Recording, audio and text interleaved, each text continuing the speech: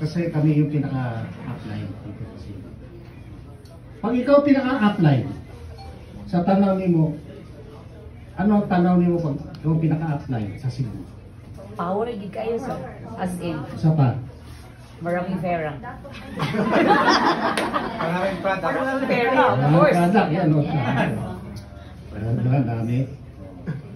Pero, tanungin ko kayo, kung kayo ay magsisimula sa negosyo, at wala kang alam sa negosyo, at hindi mo alam yung negosyo, tapos wala kang pera, sa tingin mo papasok ka sa negosyo? Hindi. No? Hindi, no? Hindi, no? Maraming ganyan. Nung sinimulan namin ang Baita, ganun din. Wala kaming alam eh. Hindi namin alam product. Walang testimony. Wala lahat. Wala kaming pera. Oh, di ba? Hindi naman ko sinasabi wala kayong pera. Meron ba kayong pampuhunan sa negosyo ngayon? Ngayon ha? Meron? Wala. Wala, di ba? Pero kami, that time, wala din. Pero ano lang ang pinaniwalaan namin? Bakit kami pumasok sa negosyo? Ha? Meron ba dito empleyado? Meron. No? Pag empleyado, anong oras ang trabaho mo?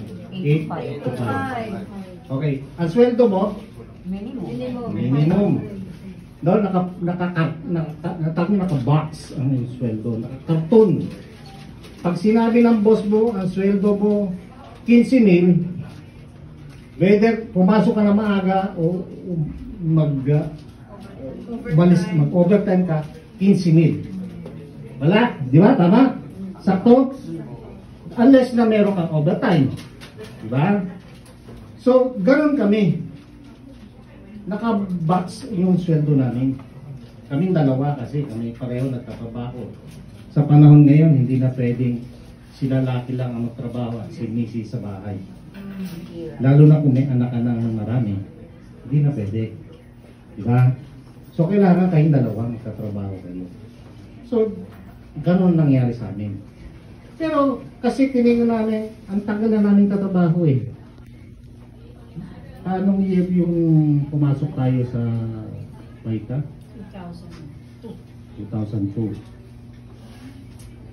Prior to that, nagtatrabaho na. Ako nagsimula magtrabaho 1988 pa. Pagka-graduate. No? So, ang sweldo ko noon talagang nakabox na. Kung ano yung ibigay na kumpanya, yun.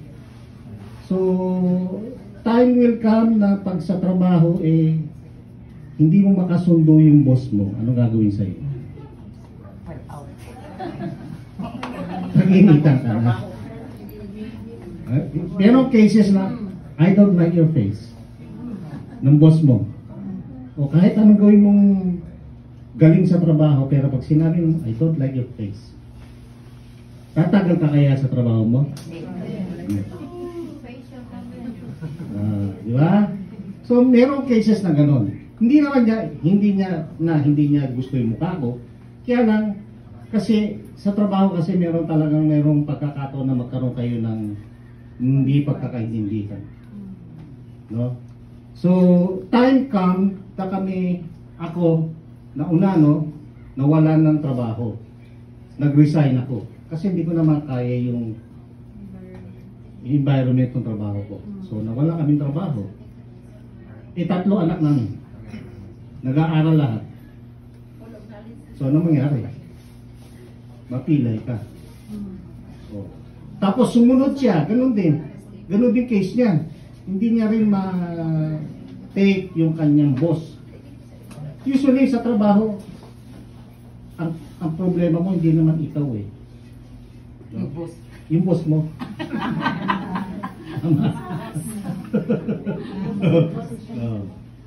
Ganon.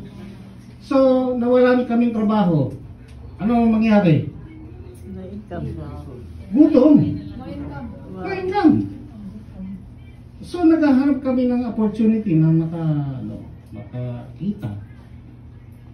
It so happen na napasukan namin itong ganitong negosyo. Sa umpisa talagang siya ang nag-umpisa, hindi naman ako eh.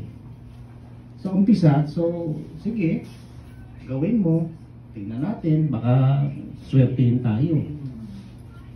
No? The word, baka swertihin tayo. Sa umpisa, gano'n ang iisipin mo, sana swertihin ako dito. Dito na siguro ako suswertihin, dito na ako yayaman. Pero mabuti rin yung gano'n. Pero the best talaga na dapat nasa isip mo, i-try mo lang. Kung meron ka nakita opportunity,